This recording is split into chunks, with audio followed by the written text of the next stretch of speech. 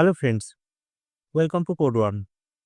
Alpine JS সিরিজের আজকে 5th video. আজকের এপিসোডে আমরা একটা বিষয় শিখব, সেটা হলো খুব প্র্যাকটিক্যাল, যেটা আমাদের প্রত্যেকটা ওয়েবসাইটে আমরা ইউজ করে থাকি। বিশেষ করে আমাদের হোম পেজে কিন্তু এটা থাকে।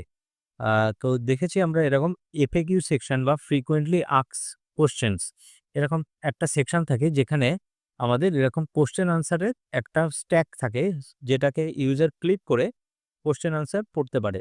তো এতে করে কি সুবিধা হয়, ইউআই ওয়াইজ আমাদের পুরো জিনিসটা অল্প জায়গার মধ্যে হয়ে যায় এবং আমরা একাধিক টেক্সট যদি আমি এইভাবে লিখি তাহলে সেটা দেখতেও আমার কিন্তু অনেকটা বেশি ক্লিন লাগে, তাই না? তো এই জিনিসটা অনেক বেশি ক্লিন লাগছে। এখন এই জিনিসটা আমরা কিভাবে অ্যাচিভ করতে পারি? টেলউইন্ড সিএসএস এবং অ্যালপাইন জেএস এর মাধ্যমে, এই দুটোর মাধ্যমে। তো আমি এখানে অলরেডি স্টাইল করে রেখেছি, কারণ দেখতেই পাচ্ছেন এখানে অনেক বেশি কোড এবং সেটা রিপিটেটিভ কোড। মানে একই জিনিস বারবার লিখতে হয়েছে। তো যেটা কপি পেস্ট করলেও চলে। তো সেইজন্য আমি আগে থেকে লিখে রেখেছি যাতে আপনাদের সময়টা নষ্ট না হয়। আমি বিষয়টাকে এক্সপ্লেন করে দিচ্ছি। তো এখানে এত কিছু কোড দেখে ঘাবড়ানোর কিছু নেই। আমাদের সেই অ্যাজ ইউজুয়াল আমাদের একটা অ্যালপাইন জেএস এর স্ক্রিপ্ট আছে, একটা টেলউইন্ড এর স্ক্রিপ্ট আছে, ব্যাস এতটুকুই। আর বাকি যে জিনিসটা আছে সেটা স্ট্যাটিক যে কোড সেটা। আর টেলউইন্ড এর এই যে ক্লাসগুলো দেখলে একটু বেশি কনফিউশন হয়, একটু বেশি ভয় লাগে যে কি সব চলছে। তো জাস্ট আপনি মনে করবেন যে টেলউইন্ড সিএসএস লেখার সময় যে আমি ইনলাইন সিএসএস লিখছি। সেইজন্য আমাদের এই জিনিসটা এত বেশি আ কমপ্লেক্স মনে হচ্ছে। তো একদমই কমপ্লেক্স না। এখানে আমার একটা কোয়েশ্চেন আছে FAQ 1, FAQ 2, FAQ 3, FAQ 4 4 টে। আর এই ৪ টের মধ্যে প্রত্যেকটাতেই সেম জিনিস লেখা আছে। শুধু ছোট্ট দুটো জায়গায় চেঞ্জেস আছে। সেটা হলো ভ্যারিয়েবল এর ভ্যালিড। এখন এই পুরো জিনিসটা কিভাবে আ এক্সিকিউট করছে আমি সেটা আপনাদেরকে জাস্ট এখানে ইউজ কেসটা দেখাচ্ছি যে এটা কাজটা হচ্ছে কিভাবে।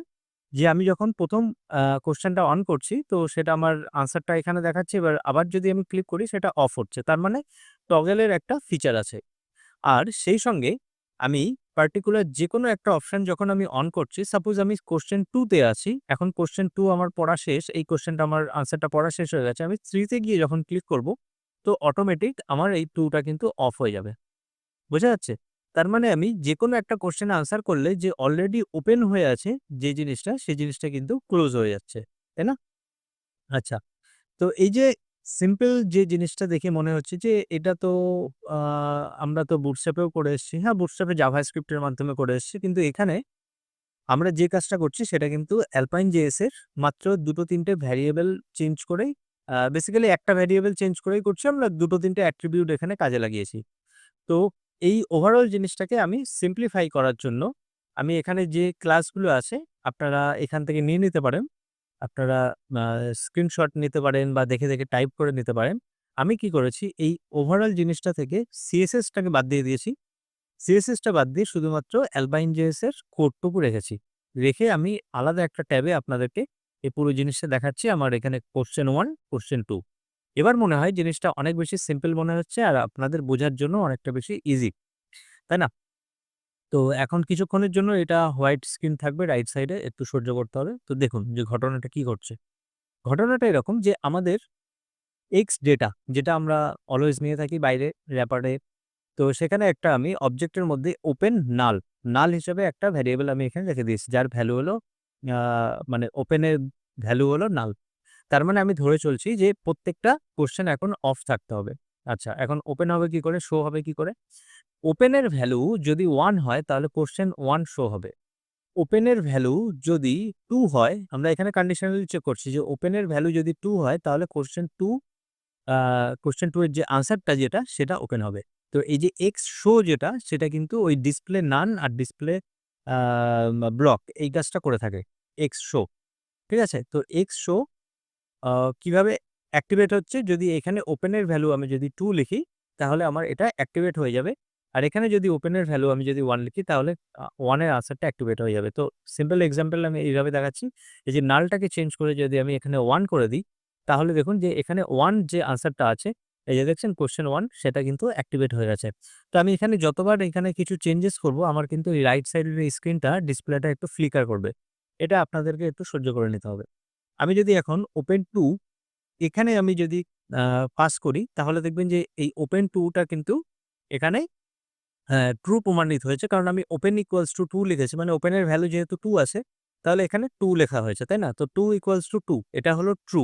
তো এখানে যেহেতু একটা ট্রু প্রমাণিত হয়েছে, তার মানে এই জিনিসটা কিন্তু ওপেন হয়ে যাবে। তো এইভাবেই। তার মানে আমাদের মেইন উদ্দেশ্য হলো যদি আমরা এই নাল যে ভ্যালুটাকে, এই নাল ভ্যালুটাকে যদি আমরা চেঞ্জ করতে পারি somehow, ঠিক আছে? তো সেটা করার জন্য আমাদের এখানে একটা ক্লিক আছে অ্যাড ইভেন্ট লিসেনার একটা অ্যাট্রিবিউট রয়েছে। তো সে কি করছে যদি ওপেনের মান যদি 1 হয় তাহলে কি করবে? তো ওপেনের মান যদি 1 হয় তো ১ম অবস্থায় কি আছে? আগে সেটা ভালো করে বুঝতে হবে এই জায়গাটা যে ১ম অবস্থায় কি আছে? ১ম অবস্থায় কিন্তু এটা নাল আছে, তাই না? এখানে তো ওপেন ইকুয়ালস টু নাল রয়েছে। ওপেনের ভ্যালু তো নাল আছে। তার মানে এখানে নাল লেখা আছে এইভাবে। নাল আছে। তো নাল ইকুয়ালস টু 1 এই কথাটার মানে হলো কিন্তু ফলস। তার মানে নাল ১ এর সমান নয়। আচ্ছা যদি ১ এর সমান না হয় তাহলে কি হবে? যদি ফলস হয় তাহলে ফলস হলে আমরা কি করব? ওপেনের ভ্যালুটাকে 1 করে দেব। ঠিক আছে? আর যদি 1 equals to 1 হয়ে যায়, তার মানে কি? 1 equals to 1 মানে এটা যদি ট্রু হয়, তো যদি ট্রু হয় তার মানে আমার অ্যান্সার 1 টা কিন্তু ওপেন হয়ে রয়েছে। তাই না? যদি ট্রু হয় তাহলে আনসার 1 টা ওপেন হয়ে রয়েছে। তো সেক্ষেত্রে আমরা ওপেন ইকুয়ালস টু আবার ব্যাক টু নাল করে দেব যাতে এটা আমরা ক্লোজ করতে পারি।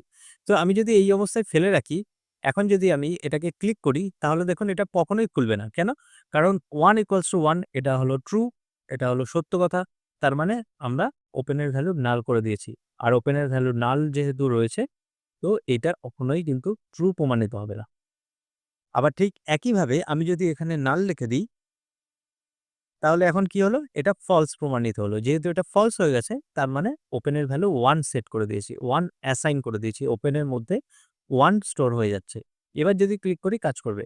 কিন্তু আমি যদি আরেকবার ক্লিক করি এটা আর ক্লোজ হবে না। কারণ আমি এখানে হার্ড কোড করে ফেলেছি। এটা কি ওপেন। তো আমাকে এখানে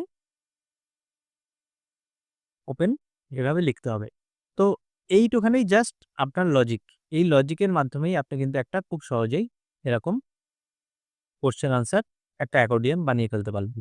আর এই জিনিসটাকেই আমি জাস্ট কপি পেস্ট করে দিয়েছি। এবার আপনার যতগুলো কোয়েশ্চেন আনসার আছে ততবার কপি পেস্ট করবেন আর সেই কোয়েশ্চেনের নাম্বারটা এখানে প্লেস করবেন। কোন জায়গায় চেঞ্জ করতে হবে?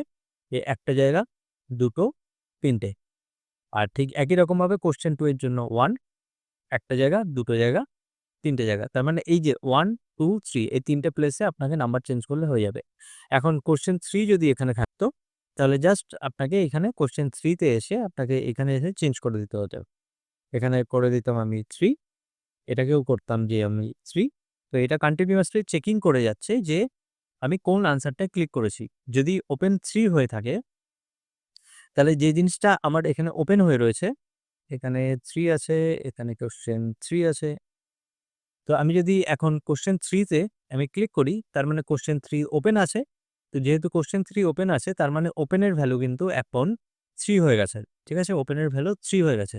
তো ওপেন এর ভ্যালু 3 হলে 3 ওপেন থাকবে। কিন্তু আমি যখনই 1 এ ক্লিক করব, তখন ওপেন এর ভ্যালু কিন্তু আবার 1 হয়ে গেছে।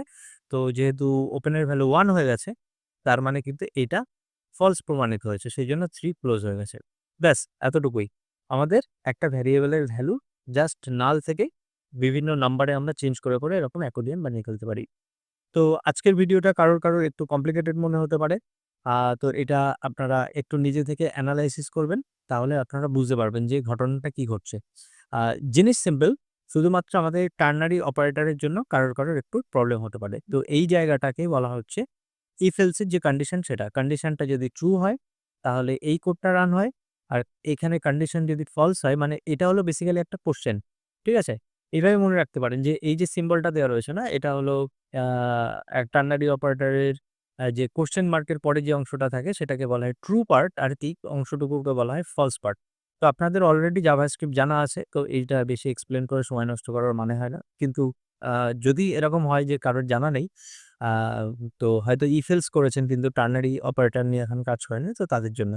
তো এটা সেই if else এর ট্রু পার্ট যদি ট্রু হয় তাহলে এই কোডটা রান হয়। আর যদি ফলস হয় তাহলে এই কোয়েশ্চেনটা রান হয়। ব্যাস এতটুকুই। এইটুখানির মাধ্যমেই আমরা এরকম একটা অ্যাকর্ডিয়ান বানিয়ে ফেলতে পারি এবং বাকিটা হলো আমাদের ওই টেইলউইন্ড এর CSS আপনি যেমন স্টাইল চাইছেন এই জিনিসটা তেমন হবে। ওকে? ঠিক আছে? এখন এই যে ফ্লিকার এর মতো যে ইফেক্টটা আসছে সেটা আমরা ফিক্স করে নিতে পারি আমাদের CSS এর মাধ্যমে। এটা তেমন বড় কিছু নয়। আজকের ভিডিও এতটুকু। পরবর্তী ভিডিওতে আবার দেখা হচ্ছে। ধন্যবাদ।